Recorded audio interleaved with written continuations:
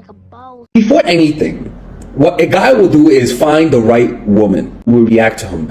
You can't just gain leverage on anybody. You actually have to like him in order for you to react to his pulling away. Because if you don't like the guy, they're not going to be able to control you. They'll look for women who need something, and they'll promise that they'll fulfill those needs. They'll look for women who come across as weak. Now, if you come across as a strong woman, what these guys will do is that they won't tolerate you. They'll just leave. Because with those guys, you respecting yourself disqualifies you. And then you might even say, oh, the reason why you stopped liking me was because I used Alex's strategies and he pulled away.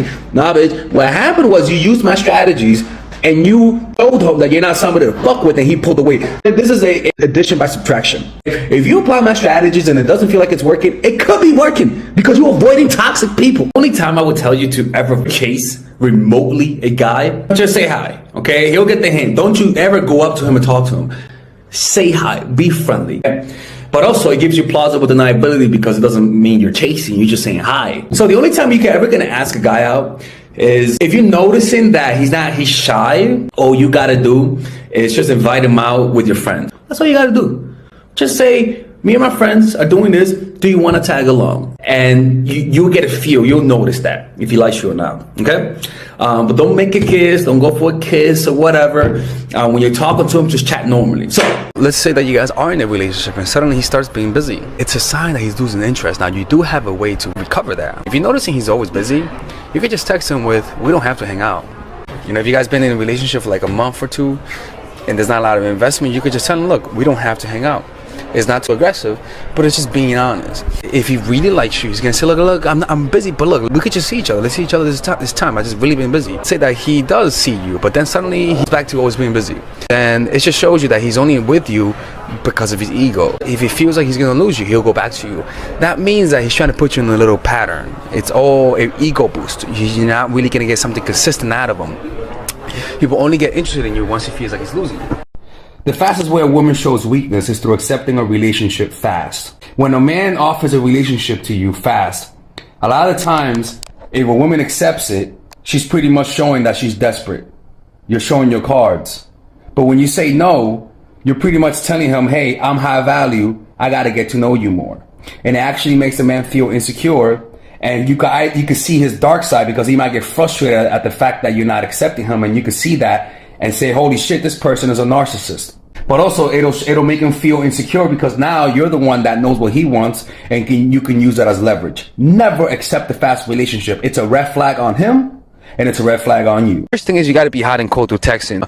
Remember, hot and cold means giving him a high and then giving him a low. One day you're texting him a lot and the next day you're not texting him that much. You're sending a whole bunch of LOLs with your text messages and the next days there's no LOLs, there's more bland. When you do that, it enables them to experience the other side of you, about you, that might reject them one day because some guys get too comfortable. Simply remember that they are not the last person who you're going to meet, whom you're going to feel a connection with. That's just that thought. Or if you keep repeating it to yourself, you're going to feel the pull of emotion to believe otherwise. But if you keep repeating it to yourself, it's going to get through the fog of emotion and it's going to become a reality. Naturally, you're going to think they're the last person who you're going to meet and that they're unique, but you're going to say the same thing about the next one. So just believe in that pattern of thinking. It's an illusion. It's not reality. And believe deep down in your heart that they're not the last person. That thought helps me get over people, helps me overcome needy mindset, because I know deep down in my heart that they're not the last people who I'm going to meet and whom is going to like me back. If you believe that, the needy mindset just doesn't have room or space to be. What I learned in life, the easiest way to gain respect from people is to lower your nonverbals. Stop sounding so excited. Stop smiling all the time. Become more serious. People will assume you're competent. You have wisdom. We assume is that we think being the funny one gains people respect. That is the easiest way to lose people's respect.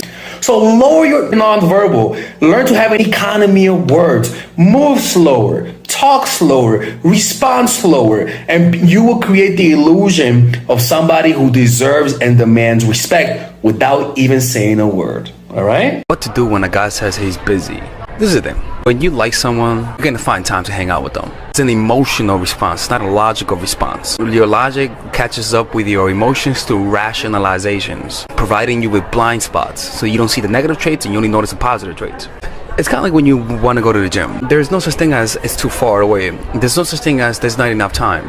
You find time for the gym because you want to go. For example, if somebody smokes weed, they'll find money to smoke, but they won't find money to go out with you guys. They won't find money to buy new clothes, to go to concerts. But because they love smoking weed, they'll find money to smoke weed. All right, ladies and gentlemen, if you guys ever want to learn how to use your feminine energy to influence people, learn how to use your masculine energy to become more assertive, and also learn how to blend both energies to improve your dating life, your spiritual life, honestly, your relationship life, your family life, your career life, this is the course for you. If I had to make a course for my nieces, I have two nieces, one is 19 and one is 15. 16. Holy shit. Oh my God, he's a bad fucking uncle. He's a bad uncle. Get him. Shut up, Melissa. You should get this course, right?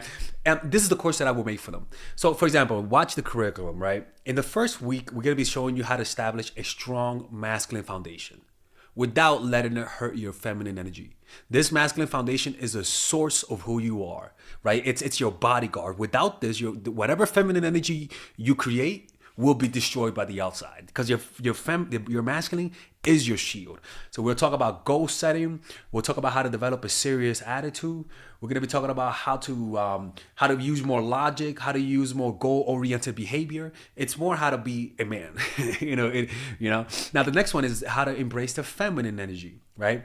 This one will teach you about how to minimize excessive masculine traits, developing self-awareness, healing abundant feminine energy, regulating your emotion, mastering voice qualities and facial expressions, surrendering control, and allowing pain to be felt. This is honestly, this will supercharge, like Kaioken, your masculine energy. After that, we have femininity in the workplace and how to be feminine in the workplace without letting people take advantage of you, and the nuances of how women of power should behave versus women who are subordinates in the workplace, and even the dress code. This is based on psychology, people. It's kind of insane. I'm actually excited about this one. The next week, we talk about navigating the labyrinth of male and female friendship. And this, a lot of women find confusing, so we talk about that.